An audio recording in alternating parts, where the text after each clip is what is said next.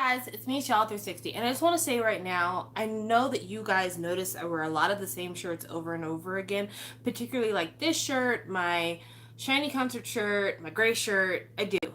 But let me explain. I have like three sets of clothes. I have the clothes that I wear to work and to go places every day. I have the clothes that I bought that I thought would look good but don't look good or they're uncomfortable, and I have them in the closet because I just don't have the time and energy to try to wear them or return them. And then I have what I call the play clothes. And the play clothes are this stuff. This is the stuff that I wear because I'm just like, you know what? I just need to wear something in order for me to be able to creep out of the door and not be naked. And I also lounge in these things. So that is what you see me do a lot of, because usually when I'm recording once I get home, and I want to be comfortable because I'm going to be sitting in front of a camera for an hour most of the time. So yeah, I deserve to be comfortable. I don't need to dress in my Sunday best. But that was a long tangent in order for me to get the room working a little bit, to talk to you guys about Taemin, SuperM, and Shawols. And I have to do this because honestly, it's a mess. It really is a mess. So I believe I've talked about it on my channel before, but Taemin had put out a teaser for his song Two Kids, and the description that we got was that the project that Two Kids is coming off of, Two Kids is the prologue for a project called Never Gonna Dance Again, and it's going to have two different releases. So there's going to be prologue part 1 and prologue part 2, which for those of us who are Taemin fans, Shiny fans, we're super excited because we're like, yes, we're going to get 2 albums from Taemin. All right.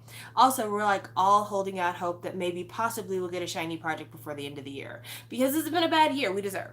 So anyway, we got the advertisement for Two Kids probably about 2 weeks ago. We've all been super excited.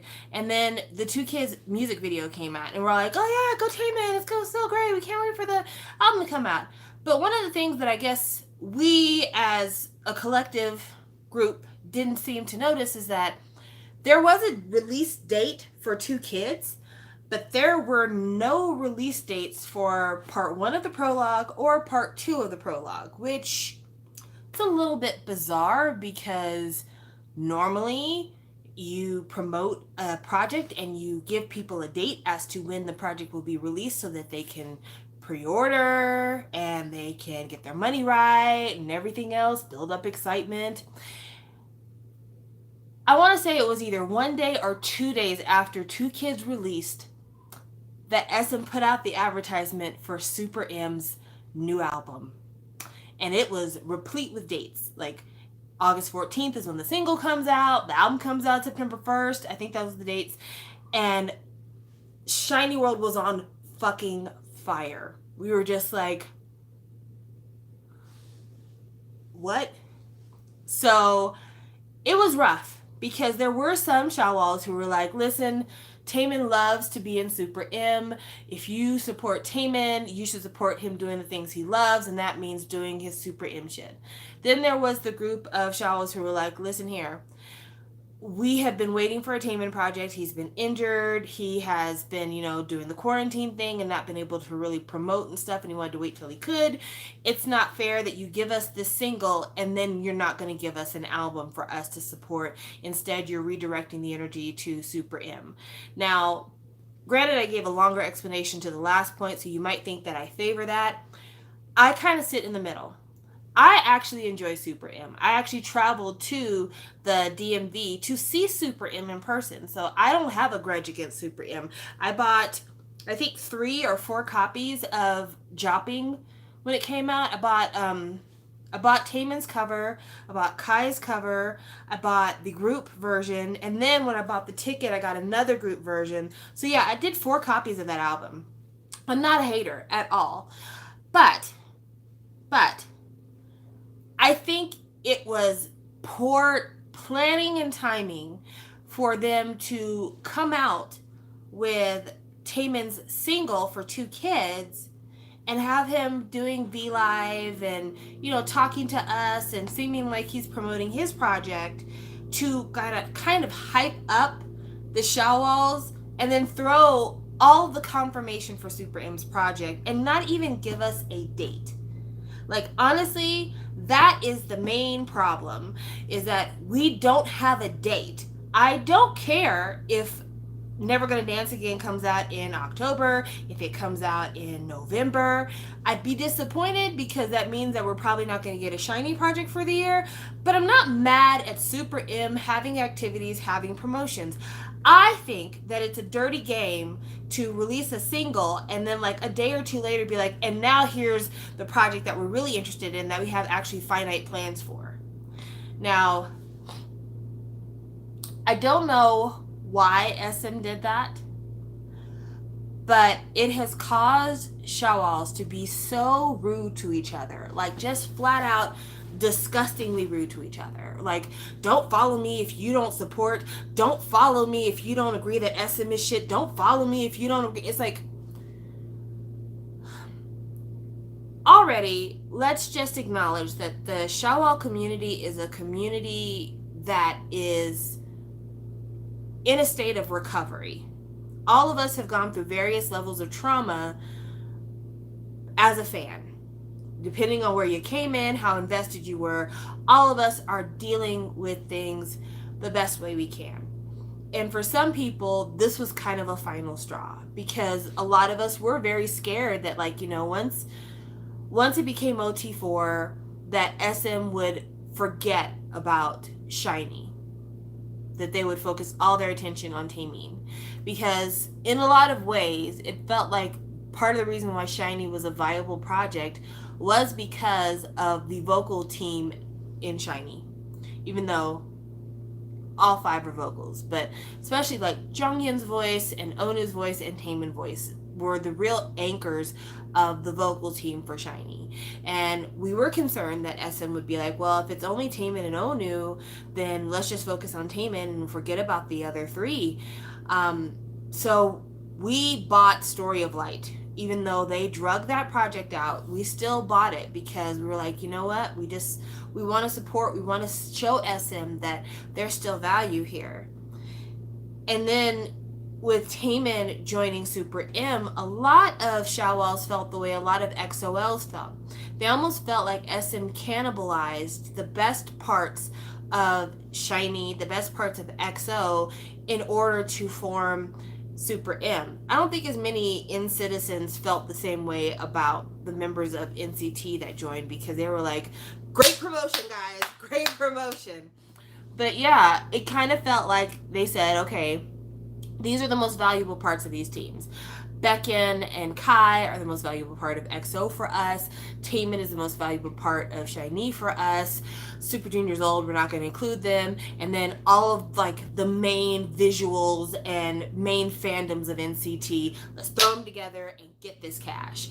And thank goodness the project actually sounded good, because if the project had sounded bad, I would have had to scrap with SM personally. I was not a fan of Jopping as a song because it sounds like a superhero song, and I'm sorry, I'm not the type of person who like listens to the soundtrack to Iron Man and start grooving, or, you know, turn on the soundtrack to Captain America and start tossing ass. That's not my personality. That's not my style.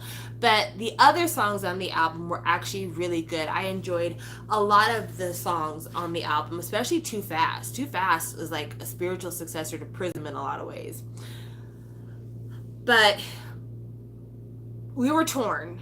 A lot of us were torn because we were like, on the one hand, we don't want to make Taemin feel guilty or feel sad for doing something he wants to do. I mean, he and Kai have been friends for so very long, and the opportunity for him to do a group with Kai is kind of like a dream project for Taemin, because he really didn't think that he should have even debuted with SHINee. He has said in interviews like he didn't think he was vocally ready because he was going through puberty, and he thought that he would debut with a group of guys that were more towards his age. So this is something he wanted. And so while a lot of Shawols felt like you're tearing up our group in order to do this money grab, at the same time, we knew about the affection between Taemin and these other individuals, and we didn't want to shut on his parade. So we really made efforts to be supportive. And it was hard because if you wanted to shit on Super M, there were a lot of people who wanted to shit on Super M too. XOLs were belligerent with their anger. There were some that were like, you know what? We got a lot of people in the military, it's okay. But there were a whole bunch of other XOLs who were like, this is some bullshit, we don't like this. But then it calmed down, and Taemin did some Japanese stuff, and, you know, people have been doing some things. But this right here is bringing it all back and making it like twice as bad. Because again, you put out the single, and then what feels like hours later, you're like, and here's the project we really want you guys to be a part of. Also, not gonna lie, immediately after the promo came out for Super M, I get the Super M text messages again. And I really didn't need that in my life, but it is here. So let me tell you about the text messages that I have been getting from Super M that I didn't ask for.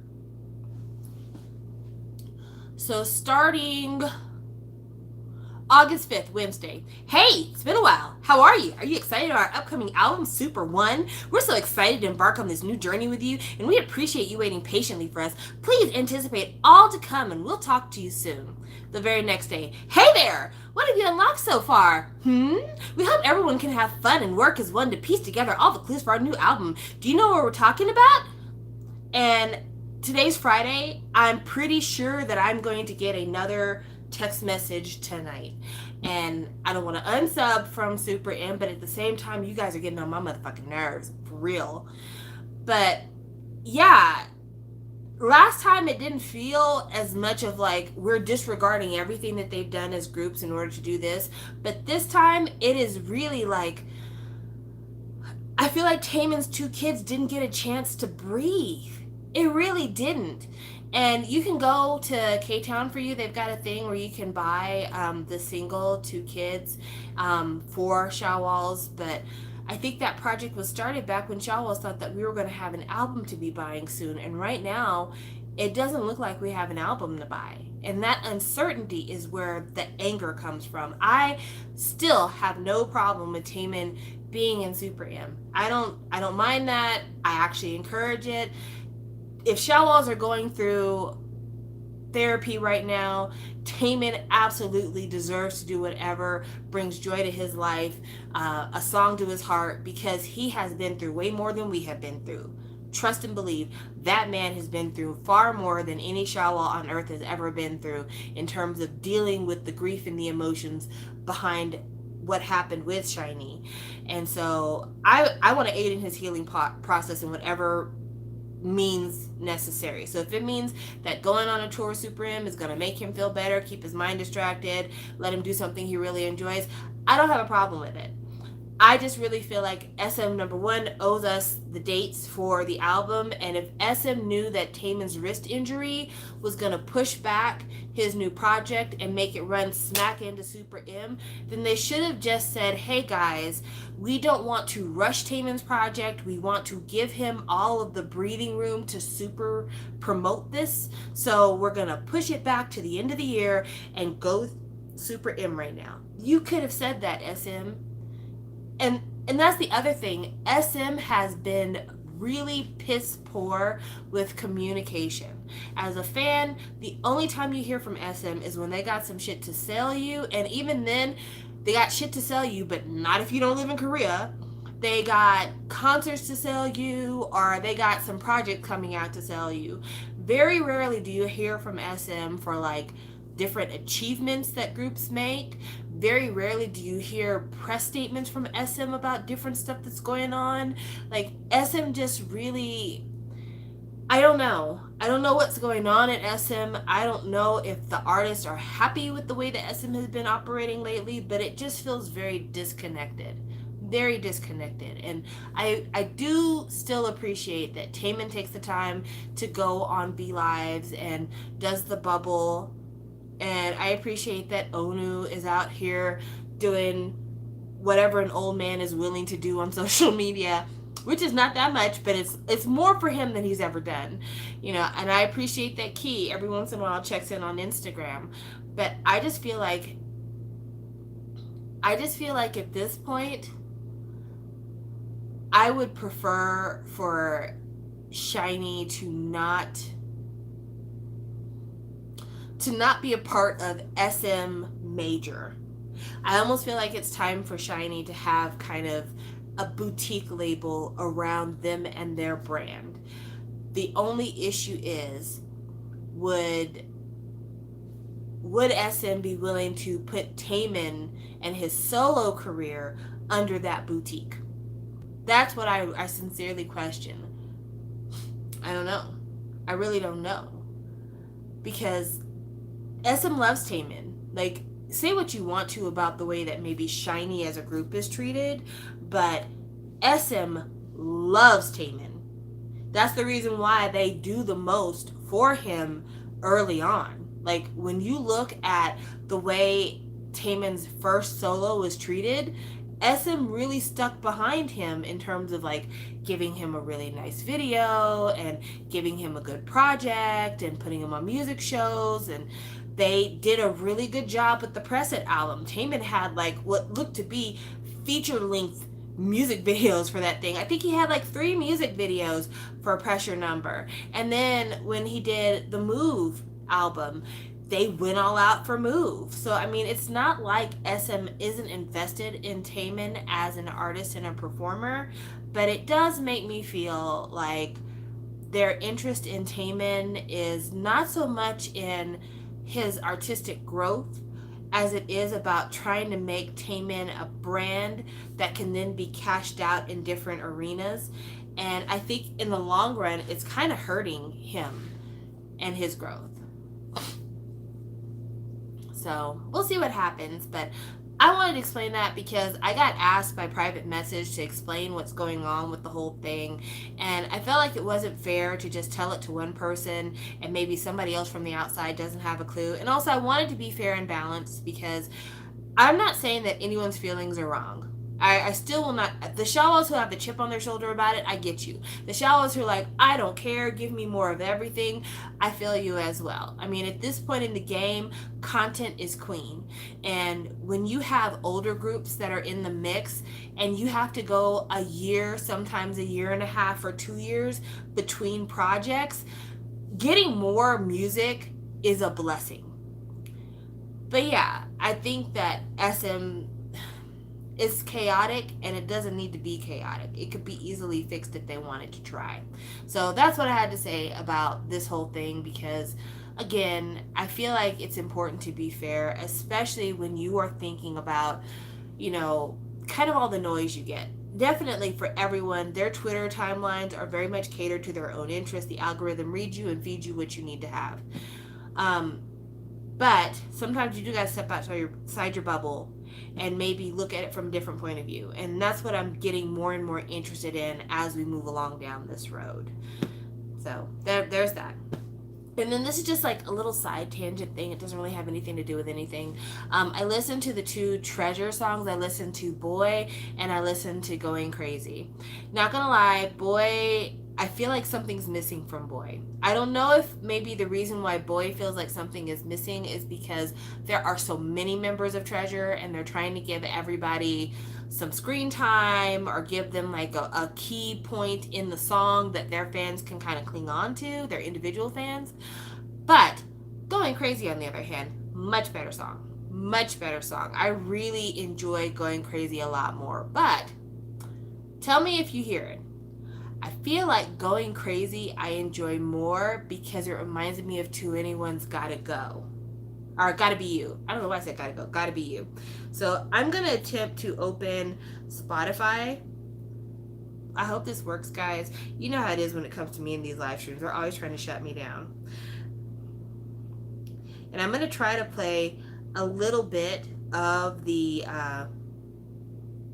song Going Crazy. If I can. I don't know. I might not have it because Treasure is a terrible name to try to look stuff up with because there's a lot of artists named Treasure. So, I mean, it's just, I'm going to look that up. No, you're not. You're not going to be able to find it.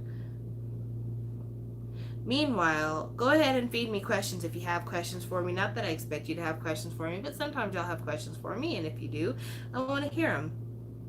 Treasure Going Crazy. I couldn't get my Spotify to act right, and it's not on my Google Play either. See, these are the stresses and the difficulties that you run into when you are an Android user. When you're an Android user, you have to wait 15 years to get music from 2007 because they don't want to give it to you. They really don't want to give it to you. Treasure. Going crazy. All right. I'm just playing it right now in silent mode because I don't want to play the commercial. So there you go.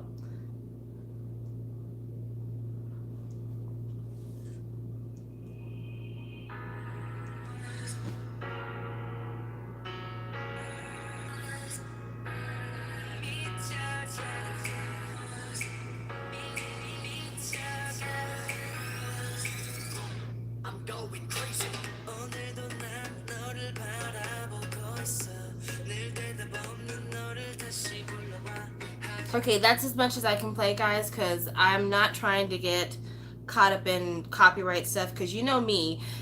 For some reason, the YouTube people sit on my channel waiting for me to play songs just so they can tell me, oh my gosh, we've identified copyrighted material. We're going to shut down your live stream. They don't have to be like that. They could give me a little breathing room.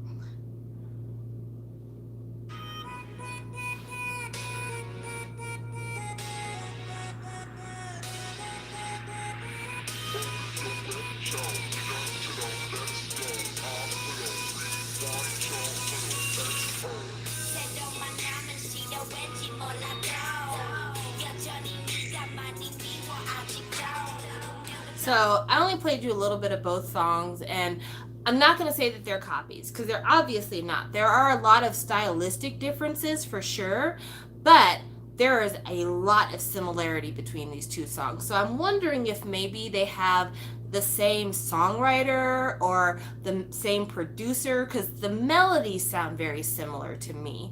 And I always feel like an asshole when I say things like that, when I'm like, oh, this song sounds like that song, and it's like 2NE1 versus Blackpink, or 2NE1 versus whoever, or if it's Big Bang versus Icon. I always feel like I'm being a jerk, because I feel like a lot of people are like, you always say that, you're always accusing of copying. This time, I swear, I absolutely was not looking to hear 2NE1 while listening to Treasure. And boy, I really couldn't tell you what song that song sounds like to me, because I just didn't enjoy the song. But yeah, Going Crazy just really gave me that gotta be you feeling. And so I thought I'd ask you guys, does anybody else feel that too?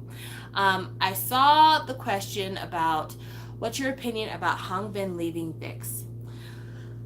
Okay, so I read about that today, and my feeling is that it's a shame. Now, I don't know if he left VIXX because he's just tired of promoting with VIXX and he's looking to focus on his acting career, or he is looking to focus on a solo career. That has not been identified. They have not said why he chose not to remain with the group. And so without that key piece of information, I really feel like it's hard to go further into judgment about it.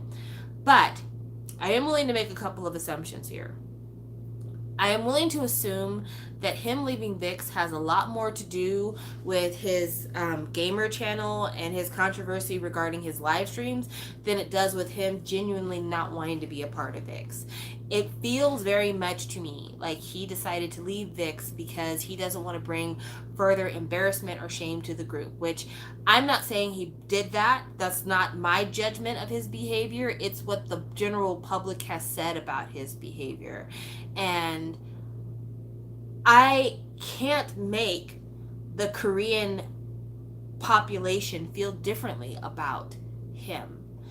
And it's frustrating and kind of like, ugh, because one of the controversies was, I think somebody played a remix of Everybody during one of his live streams and he didn't like it. And the controversy became, oh, he doesn't like SHINee. Even though he never said he didn't like SHINee. He said, I don't like this. And that could be that the remix was poor. I've listened to some remixes that I just don't like. Not everybody is good with the remix game. I mean, heck, you can listen to Red Velvet's One of These Nights, that album, the Velvet, and there's 3 remixes of One of These Nights on that album, and one of those remixes just doesn't make any fucking sense. So not every remix is a good remix, but it's just, it's everything. It's everything that you and I can say in our live streams that would get us in no trouble. That if he says it, it's like, oh my gosh, you're an idol. You shouldn't be allowed to have opinions. You shouldn't be allowed to say things that are controversial or unkind. These are human beings. Like, straight up, these are human beings. I don't know an idol that's currently promoting in any kind of popular group who's 100% robot. Most of them tend to be human beings. Some of them are monsters, you find out later on down the road, but for the most part, they're human beings. And if I have a live stream where I say something wildly inappropriate to you guys, and you guys don't like what I say, I still have the opportunity to get back on here and try it again and try it again and try it again. And idols just don't get that kind of leeway. And on the one hand, you could say that the reason why they don't get that kind of leeway is because they reap these massive rewards for being idols, so that's why they are held to such a high standard. A lot of people say it's because the companies market them this way, and so that's the reason why they're like, okay, well, you agreed to this system, you agreed to be marketed this way, and that is the reason why you're being held to this standard. But again, these are all human beings, and a lot of these human beings became idols when they were extremely young. And I feel like the grace that we give to young people in our lives, in our real lives, and the grace we give to young idols is just not the same. We expect them to live in a much higher plane than the rest of us do. And I can't abide by that. Now, there's certain things morally that I don't care if you're 2 or 25, you should know better. You should know better than to put your hands on people. You should know better than to be an asshole to people like this. You should know better than to be a liar and a cheater and a con artist and a thief. Like those, there's certain moral confines that I expect everyone to live by. But getting mad and having a rough day, everybody does that. And it's also disheartening that it's like, this is a person that we're going to say, you are out of it. You're out of the game. You have broken the unwritten rules. You can't be here anymore. When there are idols, there are actors, there are people who have been able to get away with much worse behavior, doing much worse things, and they still are given a pass. I saw in the comments that Jonathan says, idols getting drunk is not looked well upon in Korea, especially with all the idols who have DUIs. This man was drunk in his house. He was doing an unscripted program from his house. I have been drunk on the live stream before. Like, real talk. Some of y'all who have watched me for a minute, you have seen me break out the bottle or break out the cup, and I have been drunk on the live stream before. And I am drunk on my couch. I'm not fixed to run over anybody from this bitch. This thing is completely immobile. So, again, you have people who have endangered the public with their behavior. And again, maybe I'm talking from a very sensitive place, but getting drunk and being a mess, if I felt like that was qualifications to keep you from your career, then I couldn't be happy or rejoiceful or encouraging of Onu having a career. Because however you feel about what happened with Onu in the nightclub, the one fact that everybody agrees on, he was drunk off his ass. He was completely shit-faced in public. And his shit-faced actions in public made someone feel uncomfortable. Those are facts. Whether you want to lean on it was assault, whether you want to lean on it was sexual harassment, whether you want to lean on it was a drunk being a drunk. However you want to lean in that argument, that's up to you and how you feel. But the fact is, Onu was in a public space uncontrollably drunk. And that caused him to lose the TV show that he was supposed to be on. It caused him to kind of go underground for a minute. But eventually, the public said, you can come back now. And if I'm willing to give that grace to Onu, why wouldn't I extend that grace to somebody else in a similar situation? Not every time when we're drunk are we funny. I have times when I'm drunk and I'm not funny. Sometimes I have drunk moments where I'm just sad.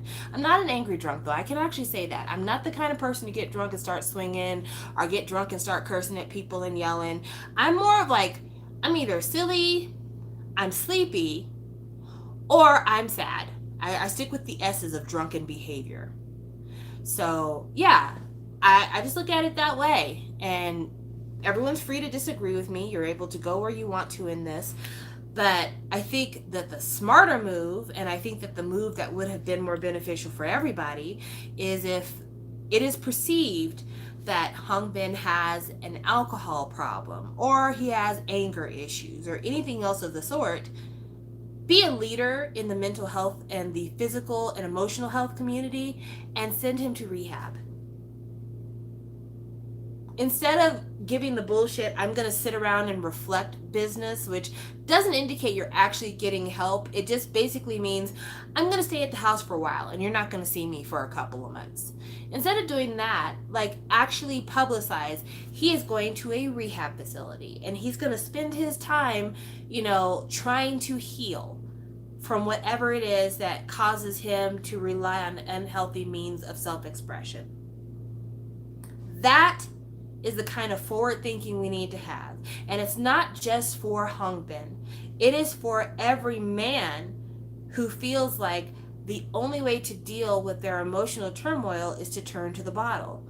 Because it's a culture that we've seen reflected in K-dramas and the like, where that is an acceptable means of dealing with your problems is to drink them away.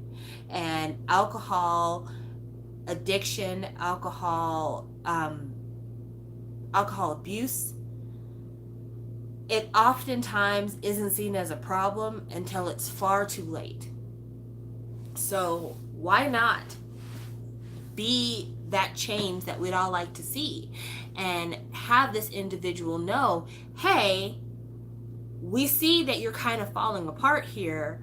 Let's go ahead and put you in a program that will allow you to be seen by a professional, to get the treatment you need, maybe identify what some of your self-destructive traits are, and from there, you can make a decision about what you want to do professionally. To me, just for me personally, that seems like the much better route. And it's a route that I would love to see more people take. I'm not an elf. I enjoy Super Junior sometimes, but I'm not an elf. And Kangin and his various issues over the years, it feels like it's gotten worse and worse. And it's never been the discussion about, and now you're in a treatment program. Or at least it hasn't seemed to me as an outsider that has been the discussion. And I think at some point, somewhere in the timeline, that's got to be there. And it may make some people feel like, will I ever have a career after this? But I think there's a way that this can happen. I really do. Okay, so this is just an imaginary situation. I'm not saying this is any specific person, but hear me out on this because I really feel like this is something good. So what I would love to see is an idol who's had an issue with alcohol abuse or had an issue with anger. And I know this is bad. Listen, greater good here. Follow me on this. Have this person do something similar to Celebrity Rehab that used to be shown on VH1, except for instead of hiring a quack doctor to do this, hire a real doctor to do this. But have some sort of situation where it follows them through the process. And it's not just focused on that one celebrity. It could be that person saying, starting the show with, I have a problem. And I'm one of 2 million people in our current society who have this exact same problem. Today, I'm going to walk you through what I'm doing for myself, and then we're going to spend this series exploring how other people are walking through their recovery in order for us to be better for the people around us. And do that show and have, maybe the celebrity, they don't have to go into specific detail, but they could say, these are the things that brought me to, these are the things I'm comfortable with sharing with you that brought me to my lowest point. This is when I knew I needed to make a change, and this is why this is what I decided to do to make this change. And the reason why I'm being upfront with you and I'm being very public about what I'm doing is because I know that with us having one of the higher suicide rates in established countries, that this is something that's an epidemic for us. And much like we took a brave response to COVID, we need to take a brave response to healing ourselves. And then have these individual people that you can blur their identity or whatever else you want to do, and they can go there and they could say, how they've recovered. And you can show people in different steps of it. You can show somebody like, I just started recovery and this is what I'm finding out about myself. Or I've been in recovery for 3 months and this is what I have learned in that 3 month time. You could have somebody like, I've been in recovery now for 10 years and this is what I've seen as somebody who had a problem and how society treats me when I'm trying to protect myself from going back to my old demons. And I think it's a show that I wouldn't just want to see in Korea. I'd love to see it here in the States as well, even though I don't watch television. But it is something where I think that a lot more people should have the access to be able to, they should have the access to be able to express themselves in that way. And the only way to get rid of the stigma is to normalize treatment, normalize mental health, normalize wanting to talk to somebody. I think there are so many things that are universal experiences, but sometimes we don't know that they're universal experiences because we're not allowed to share those experiences. And once you're able to share those experiences, you get surprised how many people are going through the exact same thing, and sometimes what a relief it is to be able to say, I am going through that as well, so that you can then take that and not necessarily move on, but you can take that and you be like, okay, well, now that I know I'm not the only person experiencing this, I'm a person who now has a roadmap to maybe getting out of this dysfunction. So I'm going to tell you guys a story about me. I hate to bring it around to me, but at the same time, I feel like maybe some of you can enjoy this. This might be for some of you. I have been doing live streams for the last close to 3 years. Ever since I moved to Colorado, for the most part, I've done a lot more live streams, a lot less pre-filmed stuff, a lot less unboxing. And with that, I have gone through various states of appearance. My first couple of times I ever showed up on camera, I made sure I had makeup on, I put a wig on, I used to do my nails. As you can tell, I don't do any of that now. And over the years, I think you guys have seen my skin go through various states of beauty. I had much better skin when I started YouTube than I do now. But part of that is because I have a skin condition, and my skin condition causes me to get abscesses and boils underneath my skin. Part of it is my hair follicles on my face tend to get inflamed, and I get like over keratin production, and the inflammation, the keratin production, it causes me to get these boils and abscesses. And so like these different spots on my face, they are from that. And I have not really addressed it on camera because it's something that I feel shame about. It really is. It's something I feel shame about. It's something where I sometimes feel like when you guys see me, I look like I'm on meth. And nobody wants to be judged like that. Nobody does. And because of that, I keep it to myself. And I've never asked anybody about it. I've never really consulted a lot of people about it. But then, just a couple of weeks ago, I was on YouTube and randomly my recommends popped up a video with someone talking about facial abscesses. And it wasn't somebody talking about acne. it was somebody talking about a totally different situation. And it was a situation that so closely mirrored my own that it almost took my breath away when I watched it. It was a condition called hidradenitis suppurativa. And basically, it's this kind of like inflammation syndrome that a lot of people have that causes areas where they have hair follicles to, like, I guess your body sees the area around your hair follicles as being like areas of invading bacteria, even though there is no bacteria there. But it's almost like your body fails to recognize your body hair, and it causes you to get inflammation and swelling, and you develop pus and boils, and then they start to link up together and you get painful areas. And when they were describing this, it felt like somebody was singing my song. It was the same issues I've had with my face skin. It's issues I've had under my arms, issues I've had lower down in my body, but areas where I have hair. And I, for the first time, felt like there may be a way out of this. And I have not felt like there was a way out of this for going on a decade. But again, I didn't talk about it. I didn't share it with people. I had no way to identify what it is. I'm washing my face consistently every single day. I'm using a bunch of expensive skincare products. Nothing is helping. Now, to have this in my corner, I don't know for sure that this is what I have, but hearing someone else talk about their experience, because it wasn't a professional video, it was a random YouTuber sharing their experience. Hearing their experience made me feel like I might have a way out of this. I might be able to fix this thing that has been damaging my confidence for so very long. So if I can feel that way about my skin, which is such not the big deal, but my skin, imagine if you're dealing with something that no one can even see. Something that you can't even show to somebody else and be like, this is the problem. But if somebody else could talk about that invisible specter in your life, how it could change your life. So somebody's got to do it. And I don't know who will be the one. I don't know how this will happen.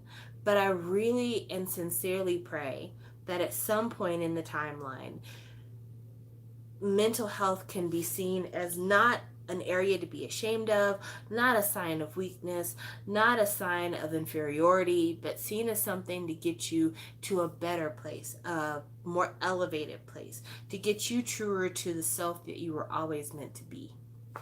So, Hongbin, I wish you the best. I don't know what you're going to do after this. I don't know what your plans are.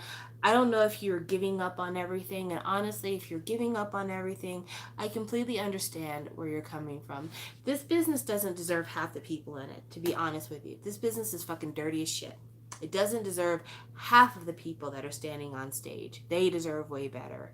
But being an idol, honestly, is a means to an end. It's either your way of getting people to hear your talent, it's your way of getting rich, it's your way of getting famous, it could be your way of getting your family to escape poverty. However it goes, it is a means to an end. And people play this game, and at some point you have to continually ask yourself, do I still want to play? Pass or play? And sometimes that answer is pass. And if that's your answer, Hongbin, I really sincerely wish you the best of luck. I really, really do.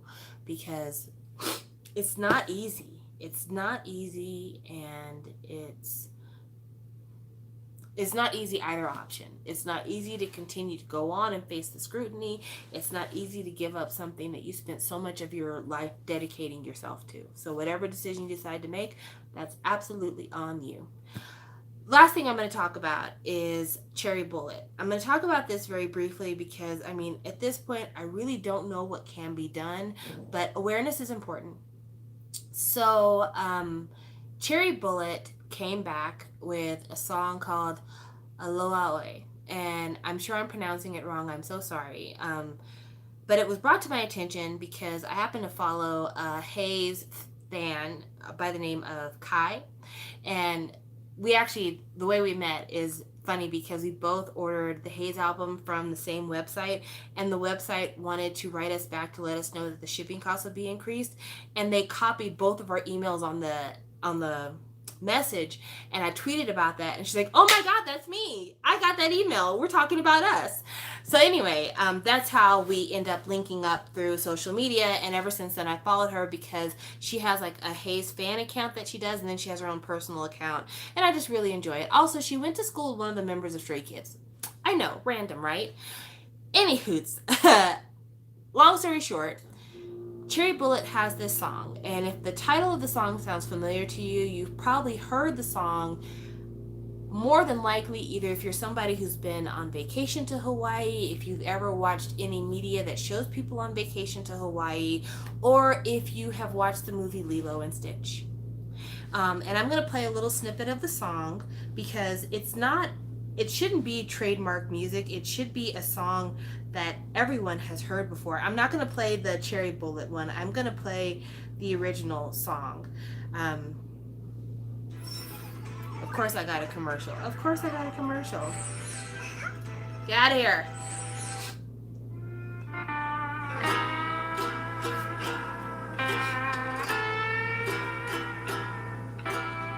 This is a slower version, guys.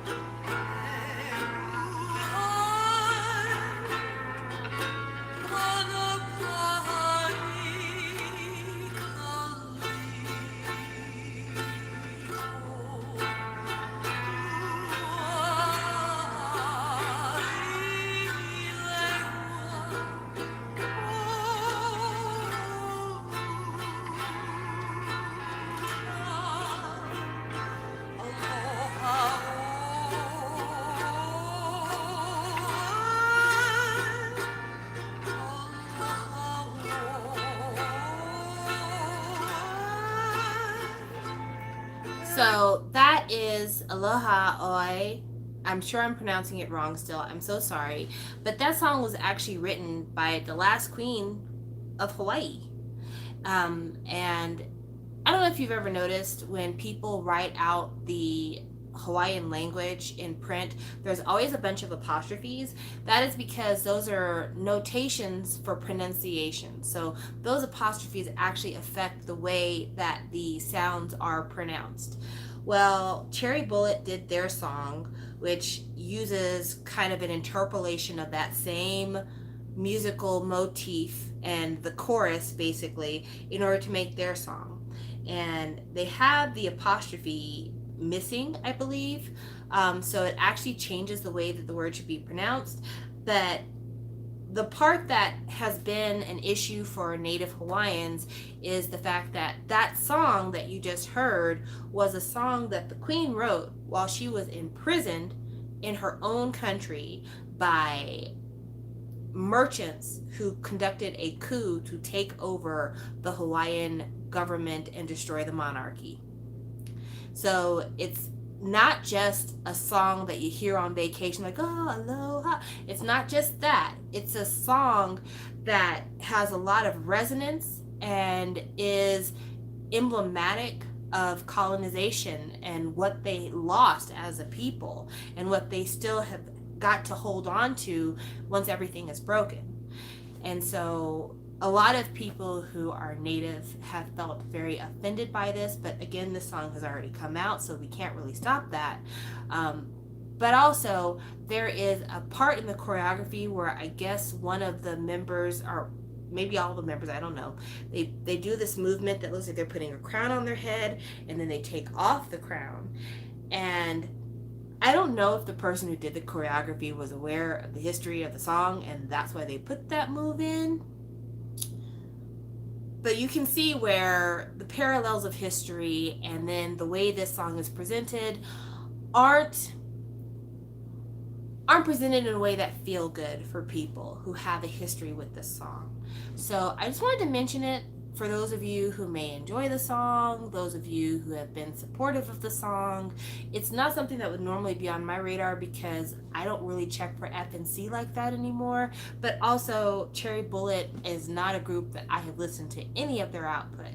But it is something to consider because we're all influenced from something. All of us have different things that, like, that's not really my thing, but I really like that sound, or I really like that look, and we're influenced. I remember living in El Paso, and there are these traditional Mexican house dresses that are like super embroidered across the chest and maybe the shoulder, and they've got kind of a larger elephant ear sleeve, and they tend to like cut off right here, and then they're kind of loose going down. I've always loved those dresses. I've always thought they were so beautiful.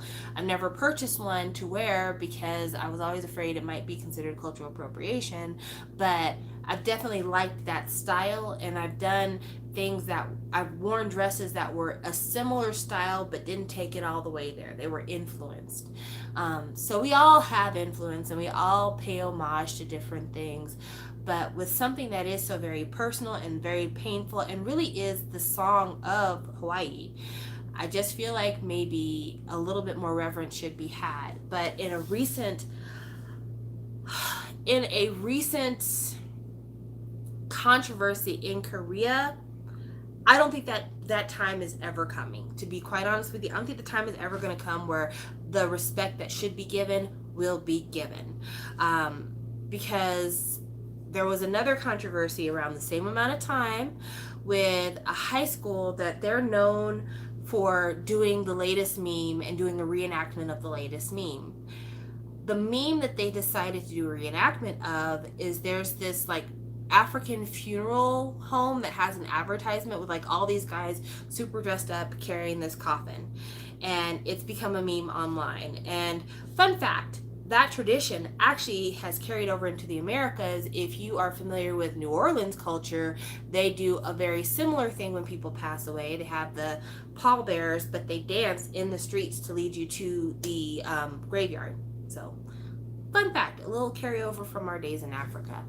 But the guys in this high school, they reenacted the meme by having the very similar outfit. They had a kind of cardboard fake coffin, and they were all painted up in brown paint. I'm going to go ahead and try to pull up a picture of that because I don't want to tell you about something and not show you what I mean if I can show you what I mean. So I'm going to put it out here for you. Just let me pull it up because it's on my Twitter. Oh man, my nose is itchy today.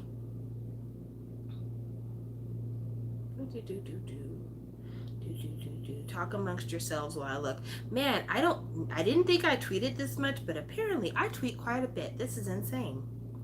Okay, so these are the images of the high schoolers in their makeup.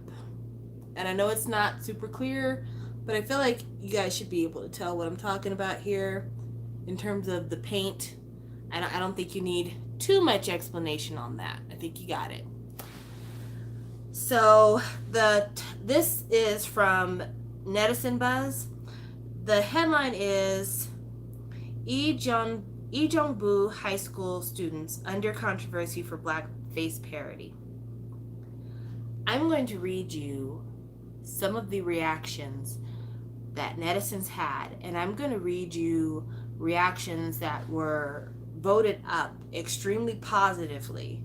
These aren't people that got like downvoted a whole bunch. These are the positive reactions of the Korean citizenry, and I'm going to actually give you the numbers because I want you to be aware. So this one has 1,539 upvotes and 59 downvotes, and it is, why are so many triggered people in our society? Next one has upvotes of 836, downvotes of 28. Then what about all those face whitening creams and advertisements? It's okay for women to make their faces whiter. Isn't kabuki makeup racism against white people too? I don't think painting your face black is as important as to whether there is an actual intention to be racist within the action itself. They're parodying a custom that actually exists in Africa. People need to back off a bit. This one is the one that got me. Like, this one is literally the one that I was like, okay. This is not as widely voted. This is 33 upvotes, 2 downvotes. This is the comment. So blackface is racist now? Why are there so many fools? How can anyone look at this and call it racist? Then are people who tan racist too? Let's draw a line somewhere. Why are there so many people trying to victimize themselves?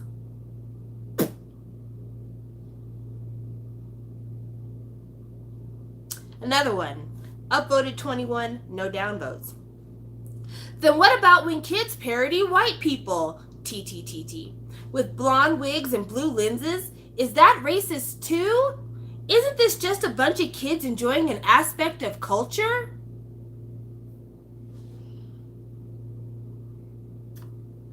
Upvoted 26, downvoted 1. Last year, one of the students parodied Freddie Mercury. Then is that whiteface racism? The point of parody is to get as close to the original as possible. Kiki.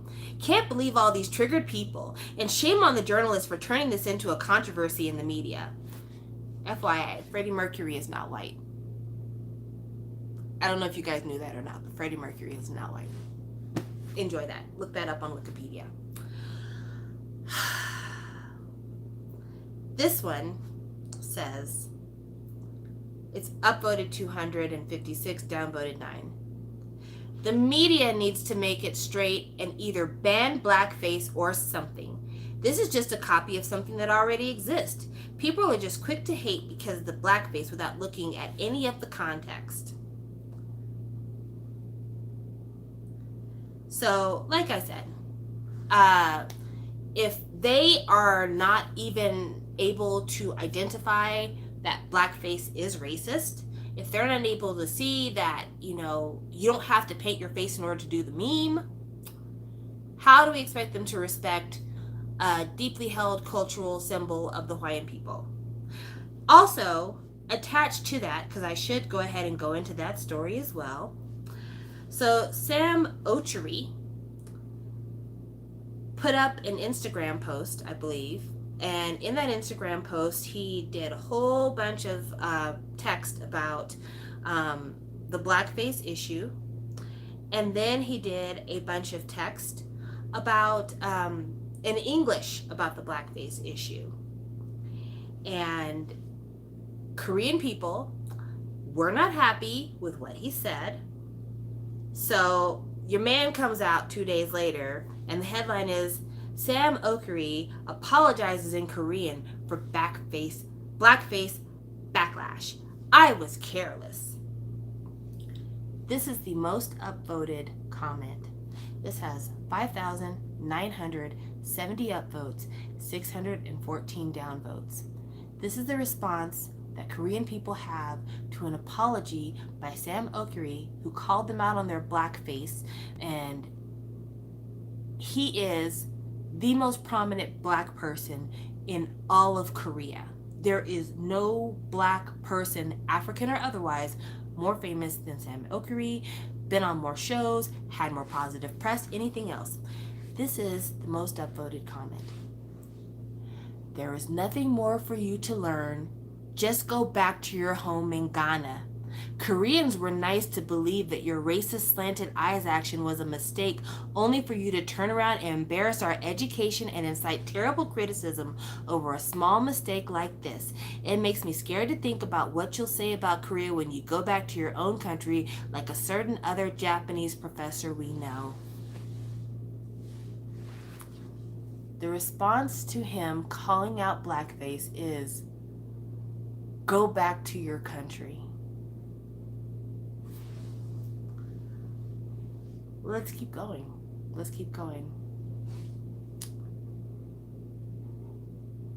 He knows the money's good here, so it's gross that he's forcing himself to clean up his mess in case he loses his job. He really didn't know the meaning of tik pop. Why hashtag it if he didn't? So apparently his apology was about the usage of the hashtag. But again, can't accept the apology. This one's nice. This one is upvoted 3,709 votes to a downvote of 51. Why is he not writing his apology in English? He had no problem writing his initial post in English to depict all Koreans as racist, and even went as far as to delete comments that shared opinions different from his. If he writes his apology only in Korean, then this doesn't explain anything to the foreigners who have been following his post. Does he really think this is a genuine apology? Do you know what that particular comment reminds me of? Fun fact, fun story. Let's go back in time. Mamamoo did a VCR for one of their concerts where they were dressed in blackface pretending to be Bruno Mars. So all the members in Mamamoo had short afro wigs, Hawaiian shirts, and had painted their skin brown in order to do Uptown Funk. And their company, Rainbow Bridge World, issued an apology in English to international fans for the oversight, and then issued another statement in Korean saying, "Oh, it was just a misunderstanding, guys. Nothing happened. Yeah, people took it out of control. It wasn't no big deal. Carry on per usual." So for those of you who would like to know why it is that there are still some international fans who don't fuck with Mamamoo on that level, that's where that stems from. That and there was a version of a Beyonce song that Hwasa sang, and I think it left in the N-word, even though that wasn't in the original song, but she was singing it based on a performance that Beyonce did and all of that there. But yeah, the most popular, the most widely regarded, the guy that Koreans hang their hat on when they're like, this is the black guy we all know. Go back to your country. Fuck you. You're just here for the money. You embarrassed us. You need to tell foreign people that we're not like that.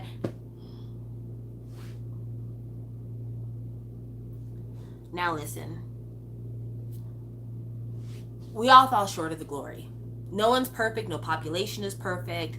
Korea has the benefit of being an extremely homogenous population, and so there has been no need to try to understand foreigners or go below surface value with foreigners, because they aren't really a permanent and established part of the country for them. The last foreigners that were a more permanent established part were the Japanese, and they have been fighting with them ever since. And so when it comes to white people, African people, black people, we come and we go like seasons. We're not really a part of Korean society as far as most Koreans are concerned. So yeah, cool. But Korea is trying to play on a global field. And when you're trying to play on a global field, you've got to get with the program. And it's even more wild that we're having this conversation because there was another incident. I think it might have had to do with BTS or something else, where a Korean idol had messed up.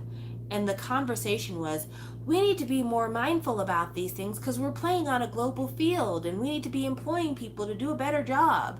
But this, when it's their high school students, are regular civilians, honestly, it is, oh my gosh, you're casting all Korean people as being bad.